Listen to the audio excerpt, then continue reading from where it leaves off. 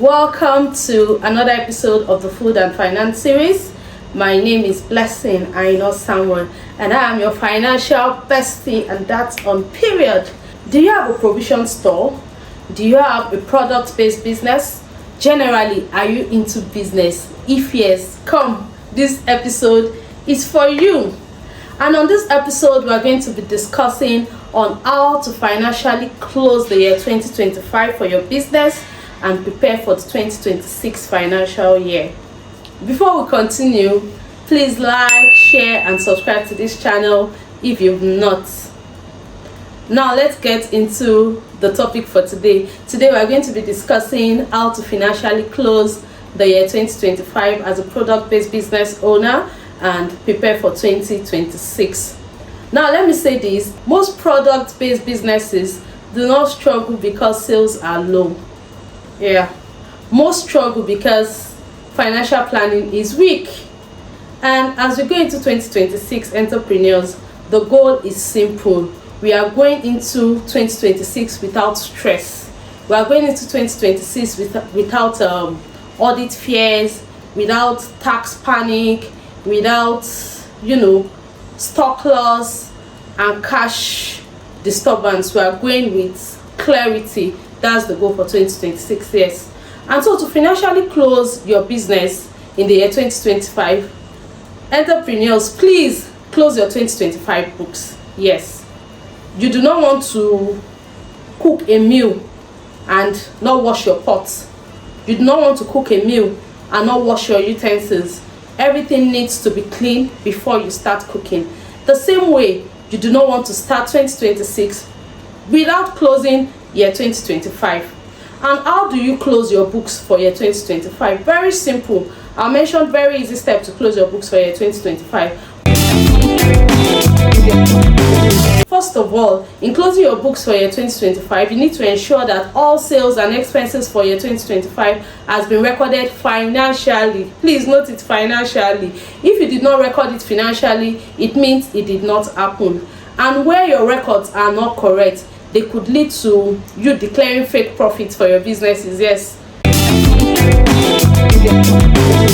To financially close your books for the year, you need to conduct your reconciliation.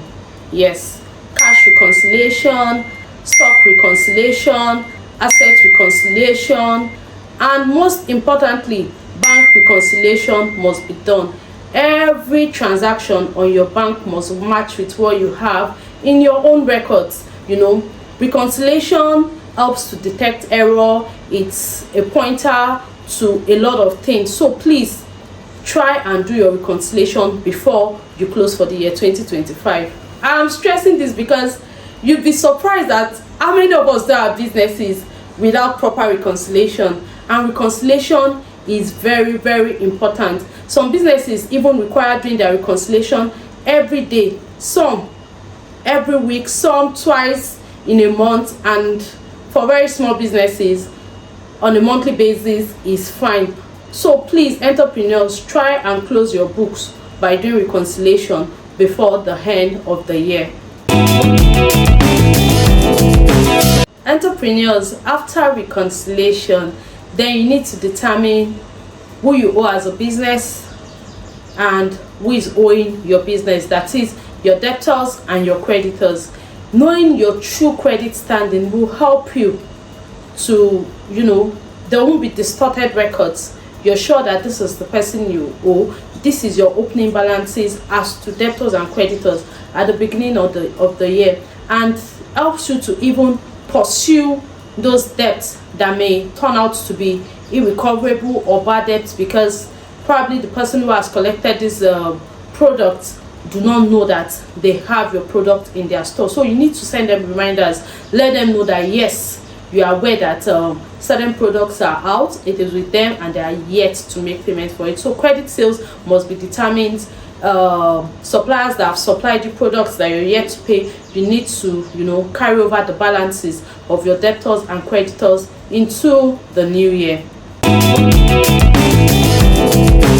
All right, the second thing you need to do to financially close for the year is to conduct a stock count and check product expiry details. Now, entrepreneurs, in our previous episode, have informed us that stock or inventories for a product-based business are cash sitting on a shelf. Yes, they're actually cash seated on a shelf waiting for something to happen to it, and if anything wrong happens, then money is lost. So for you to close for year 2025, you need to be sure of your closing balances. Now, conduct expiry check. Expiry check is very important. You do not want to go into the new year with goods that already expired. You want to know when a product expires, what you need to do if the expiry period is within 90 days. What do you want to do as a business owner? Do you want to close with it, or you want to try and sell out this product such that consumers are able to utilize this during this festive period and even the first quarter of next year? So you may want to give a discount on those products or other forms of promotional strategies just to sell out on those products. So please conduct an expiry check.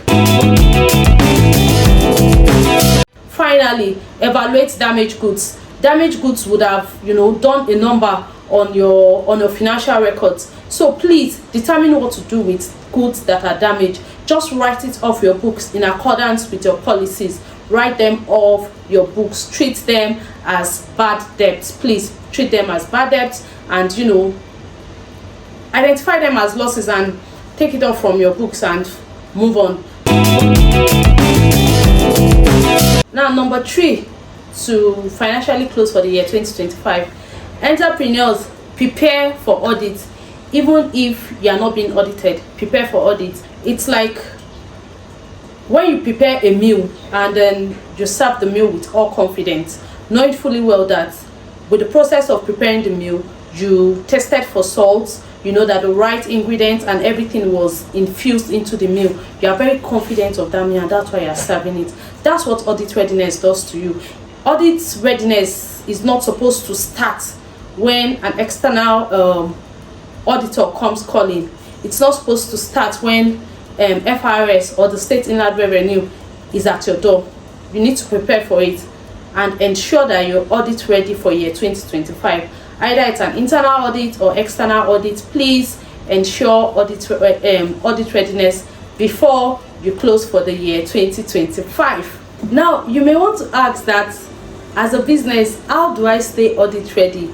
To stay audit ready, please do everything we have identified in the smart finance principle or the smart finance framework that was discussed in our last episode. I'll be dropping the link to that in the description box. Please refer back to that video and check the smart finance principle. It will help you stay audit ready as a business. With this, we have come to the end of this episode. I'll be making a part 2 of this particular topic. If this interests you, please drop your feedback in the comment section and share with someone to learn from everything we have discussed. Bye.